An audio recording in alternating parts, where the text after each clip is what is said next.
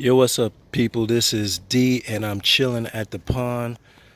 I'm trying to do something that is really difficult. I wish I could get more on video, but there's a reason why I'm not going to get all the footage that I wish I could get, and that is because I'm catching fry. That's right, I'm catching fry. There are about a zillion fry in the tub, and I'm trying to catch some. I'm going to put them in the little 2.5 gallon in the house. It is really difficult, so I know I would not be able to do it and hold the camera at the same time, but I did manage to get quite a few beforehand, and I'm allowing you here and bringing you along for the ride so you can get a closer look. Now, most of these are looking like Celestial Pearl Daniels and the leopard long fins. I don't see any of the paradise fish fry in there, if any. I don't see any. I have not seen a bubble nest, but there are a ton of these Daniel fry. These guys have been getting fat every other week, and especially before and after the rains, it seems like they go into super spawn mode. There's one of my females over there. If you can see it, she's dropped a ton of eggs, and I'm seeing some very small fry, such as this one. If you could get it, like that is really small, next to some pretty large fry like those. So I said, you know what? The end of the year, this thing is going to be overgrown with plants. I'll probably never be able to catch them all. So, nah, I see a dead fish. And I think it's one of my flagfish. Oh man, you guys are bad luck when I bring you guys along. I find dead fish in here. Let's see who the victim is, if I can get him out. I can't tell because he's pretty broken down. It may have even been one of the that small. It might be sketchy, man. Oh boy, that's sad. But I will plant him in the field of honor. And this is my raspberry bush. I will plant him in the field of honor. Long live Sketchy. Long live the king. Become part of the circle of life, baby. And maybe you'll become a delicious raspberry. But anyway, that was really sad. But I'm going to bring some of these guys in the house. I have them in my little transport cup. I caught about 6 of them. Miscellaneous. I don't know who is who, so I'm going to bring them in the house. Let's go. Now, bear with me, people, because you know it's really difficult to do this with one hand. But this is my super nano fish tank with the thread fin rainbows, as well as the scarlet batis. As you can see, there's scarlet there. See how small they are? These are some nano tetras right there that I added last week, just to add some dither, because with the fish being so small, you really didn't see any movement, and they really added a lot to the tank. So I'm going to add these guys in here. But since the outside pond is straight up rainwater, this tank was started from water from the outside tank, but I am going to try to acclimate these guys a bit. And bear with me if the camera's all over the place. I'm trying to do this with one hand. What I'll do is I'll do a little slow acclimation. I'll put some of the water in there, and I'll just add some water from the tank and try to keep them in there. I'll do that 1 or 2 times, and then I'll add them in.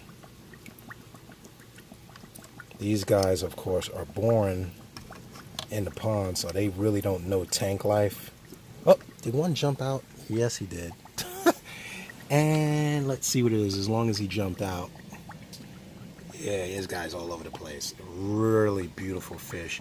That is one of the leopard longfins. He's all over the place. I can barely get him on camera. He's like, what the hell's going on here? I had a 6-foot paradise. Now I'm in a 5-gallon. But yeah, one got out, and he's all over the place. He's darting all over the place. That's the other thing about having fish in a long tub versus a deep, shallow one. They tend to really be used to a lot of free swimming. They're really all over the place and really active. But you can really see him up there, and he's awesome. Now, I'm pretty sure these are not all the same species, so I'll just give you a break while I add the rest in after acclimating. Yo, people, it is so funny. For a minute, I could have swore I saw a splash. I could have swore one of these guys had jumped out of the tank while I had the lid off. But as you can see, I see the whole school. They have found each other. They know where they come from. They are Brooklyn fish, and they have found each other in here, and they are looking awesome. The colors, even though they're so small, they're really standing out. They really stand out. They almost look neon. I'm trying to get you a good shot here, but the glare is kind of strong. But they are really, really pretty little fish. They almost look the color of the thread fins. There's one developing the long fins. That's definitely a long fin. And there's a CPD mixed in there, one of them. And they're still fry, so it's really hard to kind of distinguish them at this size, but they're really pretty fish. There's a thread fin. The thread fins don't seem to be bothering them. The tetras don't seem to be bothering them. And I'm pretty sure I can't put any more fish in this 5 gallon, even though they're really small fish. Let me focus here. Even though they're really small fish, as you can see, they're very active fish, and it's really not fair to have a lot of them in that little space. But this is my new thing, the super nano fish. I plan on getting some scarlet batis probably for the next project. I'll give you a sneak peek. I've been really on the fish scene and kind of peeping out what I would like to get into. I'm looking for fish that I don't see often, like my super nano scarlet batis, which I really are awesome fish. They are super tiny, super full of character, and they are probably one of the smallest cichlids that you'll find, if you can find them. But to give you a sneak peek, okay, that was the sneak peek. New York Gold, you know what I'm talking about. You challenge me, you can't challenge me. I've done it all. I've done ponds, I've done nano, I've done saltwater, I've done reef, I've done marsh, I've done brackish, I've done SPS, I've done LPS, I've done soft, I've done it all. There's no challenge too big or too small, but I have to like it. I don't do things just to do it. I don't do things just to be challenged, but yeah. So stay tuned. If you're not a subscriber, click that subscribe button and be on the lookout for the next project. Oh boy, these guys are really moving all over the place. One thing I see is my male threadfin isn't putting on a show. He was usually putting on a show when I come up in here and showing those really elongated fins and things. I think I'm gonna feed these guys in a minute and see what's up. But these fry are really tightly schooled. It's really awesome to see. If they had a bigger tank, it would be really impressive show.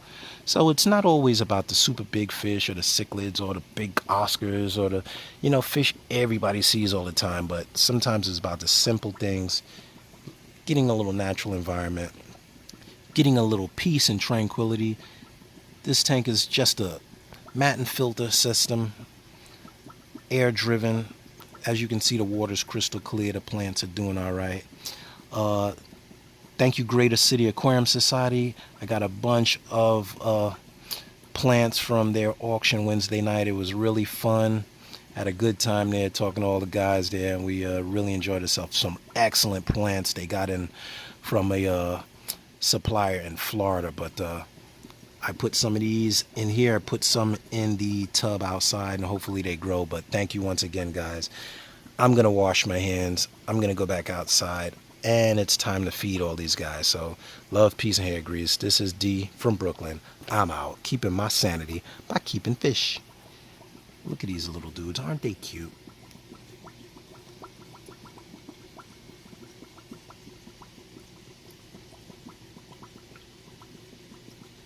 Born in Brooklyn.